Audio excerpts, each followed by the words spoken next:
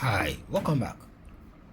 This will be our last topic on the subtopic operations on sets. Bear in mind, this is not the last topic on the main topic, sets and operations on sets, right? So we were talking about the types of operations on sets. We dealt with union, disjoint, and then a number of them, I think, and this will be the fourth one, the last one, called complements of a set. So now, what is a complement of a set? If A, for example, set A, if set A is a subset, listen very carefully, a subset, we are building up on the blocks. So I wouldn't take time to go and explain something that I've already explained. If this is your first episode and you want to follow this topic or this channel and understand math purely on AKI-OLA textbook for SHS students, then it will be advisable to start from the beginning. This is episode 13, yes, if I'm right.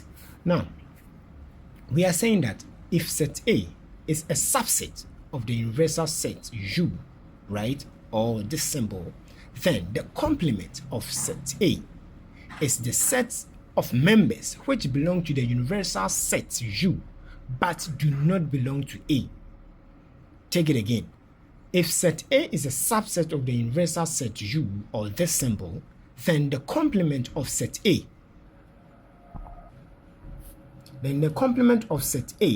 is a set of members which belong to the universal set U but do not belong to A.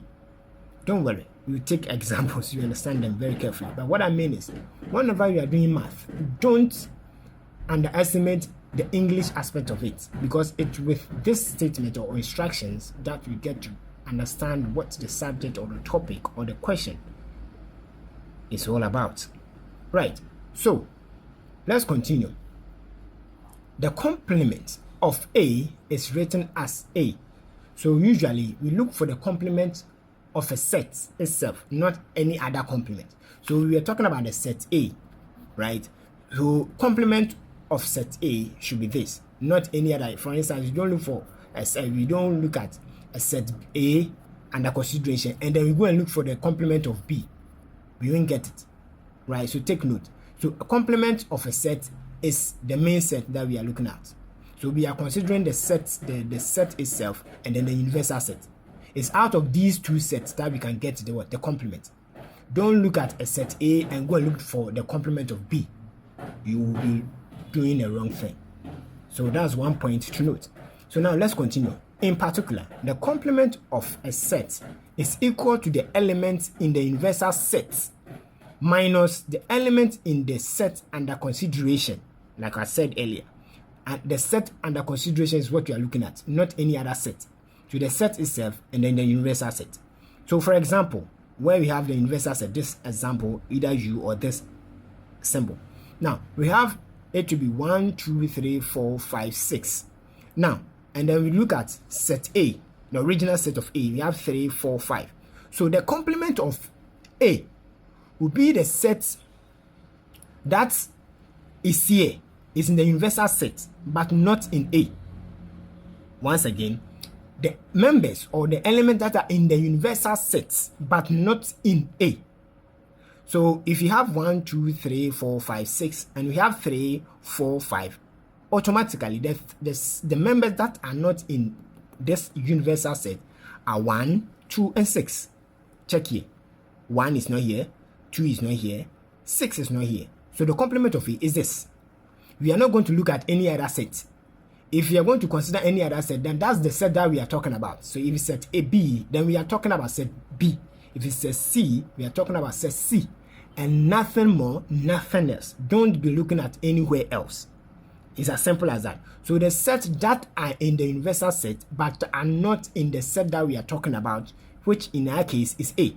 So we go ahead and list them. It's as simple as that. Now, note, if you did not specify the universal set, there would rather be a lot of elements not in A. Then we'll be listing until we are tired. What are you going to list? You list up to 1 billion.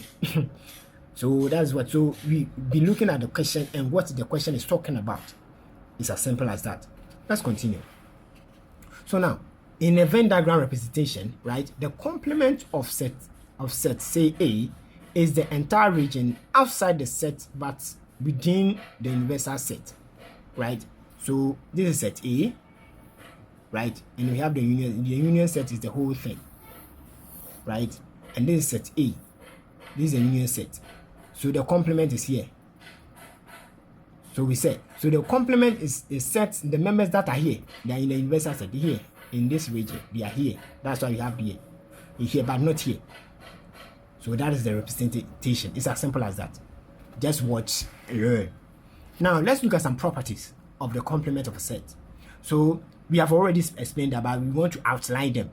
So the complement of the complement of the complement of set A, I think this is redundant, but don't worry, of set A is a set A, that is the set itself, right? For example, union, we have the union 1, 2, 3, 4, 5, 6, and A, this is the complement. The complement is represented as this way. That set with this looking as if apostrophe, right? That is if it's B, apostrophe, right? So again, taking the complement of A, we get this, right? And then of that. So we are looking at a complement of a complement. Okay. So we are looking at the complement of a complement. So once again, this is a complement that we are talking about. We already have the complement. And now we are looking at the complement of a complement. So now what do you do? If I can pause the video and guess, then it means that we are going to consider this set and this set, and not this anymore, right? So that's why we have this here again. So if you check here, 2, 4, 6, right? We have 1, 2, 3, 4, 5, 6. We will have 1, we have 3, we have 5. So complement of a complement. That's why I thought we are having some redundancy, not redundant actually, but they knew what we were talking about. So the complement of a complement. So now we don't consider the original one, but we consider this and this. It's as simple as that. Let's see if I have more time that I can consider other things. So here also we have the complement of the universal set is an empty set. The complement of a universal set is an empty set or a null set, and we have it denoted this way. Point 3, the complement of an empty set is a universal set under consideration here. So just vice versa, just be reading, pause the video and get the understanding. Now because of the time and now getting the whole concept and understanding, just continue and by solving this. Now I've taught this and I know you understand and you get it right. Be considering the integers, yes, in the question. When you say the member or the element is an integer, the moment it has a negative value in it, that means be listing as if on the number line with a 0 included or inclusive. If there's no negative number there, you can continue listing them straight away, not involving the 0. But when there's a 0, a negative in the question, then try and involve as if you are the members or the numbers on the number line. So this is you. Bye for now.